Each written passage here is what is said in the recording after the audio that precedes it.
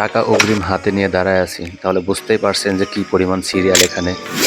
আজকে এসেছি আমরা আমাদের ভাই ব্রাদার মিলে আমাদের পাবনা জেলার বিখ্যাত সেই হালিম, যেটা আমাদের পাবনা সদর উপজেলার আমাদের মাহমুদপুর গ্রামে অবস্থিত।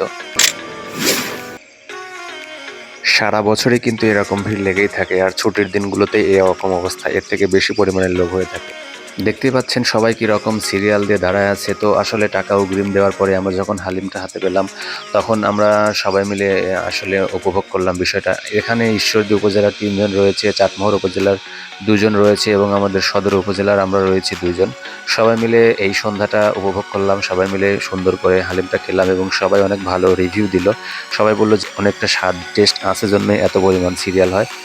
সবাই কিন্তু মৌমাছির মতো শহীদ ভাইকে ঘিরে আছে, যেন সবাই মিলে একজনকে হামলা করবে এরকম একটা অবস্থা।